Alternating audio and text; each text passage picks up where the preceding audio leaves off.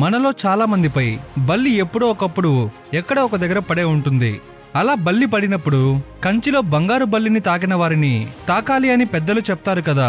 మరి దాని వెనుకున్న కారణం ఏమిటి? అలా ఎందుకు చెప్తారు? అసలు కంచిలో బంగారు బల్లి వెనుకున్న చరిత్ర ఏమిటి? ఆ బంగారు బల్లిని తాకితే జరిగే మంచి ఏమిటి? ఇలాంటి మరెన్నో ప్రశ్నలకి సమాధానం ఇవాళ మనం తెలుసుకుందాం.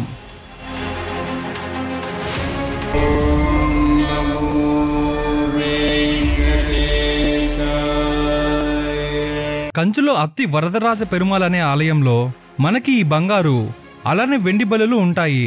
ఈ ఆలయం కంచిలో కామాక్షి అమ్మవారి ఆలయానికి దాదాపు 5 కిలోమీటర్ల దూరంలో ఉంటుంది. స్కాంద పురాణం ప్రకారం ఈ సృష్టి మొదలవ్వకముందు ఈ సృష్టికర్త అయిన బ్రహ్మదేవుడు ఆ సృష్టిని పాలించే విష్ణుమూర్తి అనుగ్రహం కోసం ఒక మహాయాగాన్ని మొదలు పెట్టాలని అనుకున్నారు. ఇక హిందూ ధర్మం ప్రకారం ఒక యాగం చేయాలంటే భర్తతో పాటుగా భార్య కూడా ఆ యజ్ఞంలో కూర్చోవాలి. అప్పటికే బ్రహ్మకి ఆయన భార్య అయిన సరస్వతీదేవికి చిన్నపాటి వాదనలు జరిగి ఉండడం కారణంగా సరస్వతీదేవి ఆ యజ్ఞం కొరకు సమయం కేటాయించకుండా కొంత ఆలస్యం చేస్తారు. ఇక అలా సమయం జరిగిపోతూ ఉండగా బ్రహ్మదేవుడికి సహనం నశించింది. బ్రహ్మలోకం నుంచి కొంతమంది ఋషులతో పాటుగా కాంచీపురంలో హస్తగిరి అనే ఒక కొండ మీదకి వచ్చి తన శక్తితో యజ్ఞజ్వాలను వెలిగించి గాయత్రి మంత్రాన్ని పఠించారు. అప్పుడు బ్రహ్మదేవుడికి ఎదురుగా ఉన్న జ్వాల నుంచి గాయత్రీదేవి పుడుతుంది.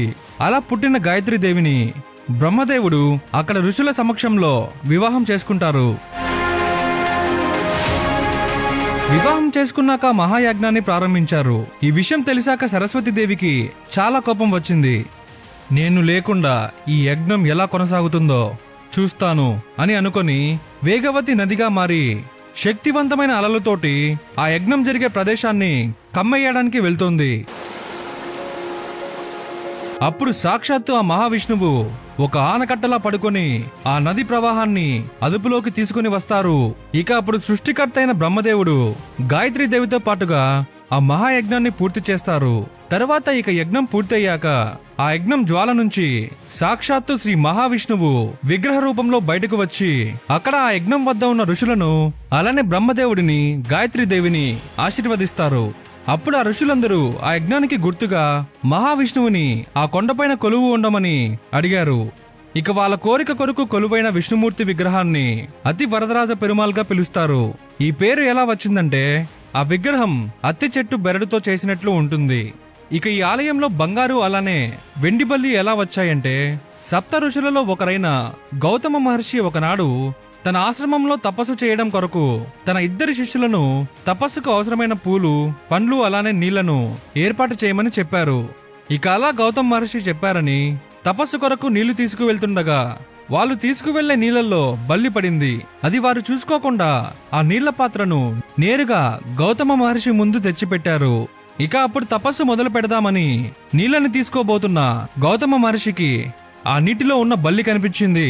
తను ఎంతో శ్రద్ధతో అలానే సంకల్పంతో తపస్సు చేయాలని నీళ్లు తీసుకురమ్మని చెప్తే అజాగ్రత్తతో నీటిలో పడిన బల్లి తెచ్చారని గౌతమ మహర్షికి చాలా కోపం వస్తుంది.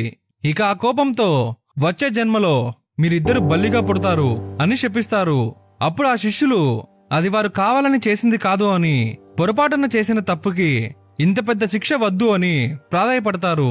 గౌతమ మహర్షి ఆయనకున్న దివ్యదృష్టితో అసలు ఆనాడు ఏం జరిగింది, అలానే తన శాపం కారణంగా భవిష్యత్తులో వీరు ఎలా ఉండబోతున్నారో అని చూసి ఆ శిష్యులతో మీరేం కంగారు పడకండి, మీరిద్దరూ వచ్చే జన్మలో హస్తగిరి అనే పర్వతం పైన వరదరాజస్వామి ఆలయంలో బల్లిలా పుడతారు. అక్కడ ఉండి ఆ వరదరాజస్వామిని మనస్ఫూర్తిగా అంతఃకరణ శుద్ధితో స్తుతించండి, మీకు అంతా మంచి జరుగుతుంది అని చెప్తారు. చెప్పి అక్కడి నుంచి వెళ్లిపోయారు. ఇక కొంతకాలం తర్వాత వాళ్ళు ఆ జన్మలో మరణించి కొంతకాలం గడిచిన తర్వాత హస్తగిరి పర్వతం పైన అత్తి వరదరాజ పెరుమాళ్ ఆలయంలో బల్లిలా పుడతారు. ఇంకా అక్కడే బల్లులుగా ఉంటూ వరదరాజ స్వామిని స్తుతిస్తూ శాప విమోచనం కొరకు ఎదురు చూస్తూ ఉంటారు. ఇలా కొంతకాలం గడిచింది.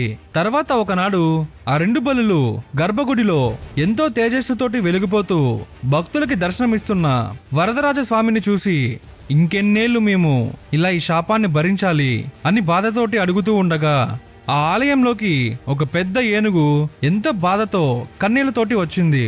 ఇక ఆ ఏనుగు మోకాళ్ళ మీద కూర్చొని వరదరాజస్వామిని ఎంతో భక్తితో చూస్తూ చాలా సంవత్సరాలుగా నేను అడవుల్లో నది తీరం దగ్గర తిరుగుతూ ఆ స్వర్గానికి దూరమయ్యి ప్రశాంతత కూడా లేకుండా వెతుకుతూ ఉంది నీకోసమే స్వామి. ఎన్నో వందల దేవాలయాలు ఉన్న ఈ కంచీపురంలోకి రాగానే నాలో ఉన్న దుఃఖం ఒక్కసారిగా బయటకు వస్తోంది. నాలో ఉన్న అహంకారం తప్పు అని తెలుసుకున్నాను. దయచేసి శాప విమోచనం కలిగించండి అని దానిలో ఉన్న బాధను చెప్పుకుంటుంది ఆ ఏనుగు.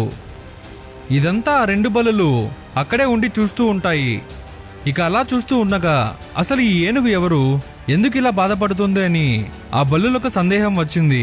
ఇంతలో వరదరాజ పెరుమాళ్ మూల విరాట్ నుంచి ఒక ప్రకాశవంతమైన వెలుగు వచ్చి సాక్షాత్తు ఆ శ్రీ మహావిష్ణువు ప్రత్యక్షమయ్యారు. ఇక అప్పుడు అక్కడ ఉన్న ఏనుగుతో పాటు ఆ బల్లులు కూడా ఎంతో భక్తితోటి ఆ శ్రీ మహావిష్ణువును స్మరించడం మొదలుపెట్టాయి.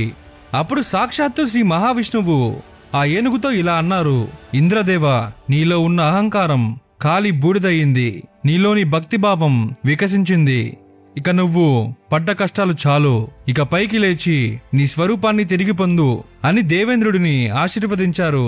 ఇక అప్పుడు ఒక్కసారిగా ఏనుగు చూస్తుండగా స్వర్గానికి అధిపతి అయిన ఇంద్రుడిగా మారిపోయింది. నిజానికి ఒకనాడు సరస్వతీదేవి ఇంద్రుడికి ఇచ్చిన శాపం కారణంగానే ఇంద్రుడు ఇలా ఒక ఏనుగులా మారి శాప విమోచనం కోసం స్వయాన బ్రహ్మదేవుడే యజ్ఞం చేసిన ఈ హస్తగిరి పర్వతం పైన అతి వరదరాజ పెరుమాళ్ ఆలయం జరుగుతుంది అని ఎన్నో సంవత్సరాలుగా చూస్తూ ఉంటారు. ఇంద్రుడికి శాప విమోచనం జరిగిన అదే సమయంలో బలి రూపంలో అక్కడే ఉన్న గౌతమ మహర్షి శిష్యులు శాప విమోచనంతో పాటుగా వారికి మోక్షం కూడా లభిస్తుంది. అప్పుడు ఈ 2 శిష్యులు గౌతమ మహర్షి వాళ్ళకి వరదరాజ స్వామిని స్తుతిస్తూ ఉంటే మీకు మంచి జరుగుతుంది అని చెప్పిన మాటలు గుర్తుకు వస్తాయి. ఇక తనతో పాటు ఆ 2 బల్లులకి శాప విమోచనం జరగడంతో ఆ మొత్తం ఆకాశంలో ఉన్న సూర్యుడు అలానే చంద్రుడు చూడడం దేవేంద్రుడు గమనించి ఒక శిలాపలకం పైన సూర్యుడి గుర్తుగా బంగారు బలిని, అలానే చంద్రుడి గుర్తుగా వెండి బలిని ముద్రించి, అలానే సూర్యచంద్రుల ప్రతిమలు కూడా ముద్రించి ఆ ఆలయంలోని పైకప్పుకి బిగించారు అని ఆలయ స్థల పురాణంలో ఉంది. ఆ ఇంద్రుడు శిష్యులతో పాటుగా సాక్షాత్తు ఆ ఇంద్రుడు మోక్షం పొందిన అతి వరదరాజ పెరుమాళ్ ఆలయంలో బంగారు అలానే వెండి బలిని తాకిన వారికి బలిదోషం అనేది వర్తించదు. అలానే ఎవరి మీదైనా బల్లి పడినప్పుడు వాళ్ళు ఈ వెండి బల్లి అలానే బంగారు బలిని తాకిన వాళ్ళ కాళ్ళకు నమస్కరిస్తే ఆ దోషం యొక్క ప్రభావం పోతుంది అని ఆలయ స్థల పురాణంలో రచించారు. ఇది అసలు కంచిలోని వెండి అలానే బంగారు బలి వెనుకున్న నిజమైన చరిత్ర. ఈ వీడియోలో మీకు తెలియని ఎన్నో విషయాలు తెలుసుకున్నారని ఆశిస్తున్నాం.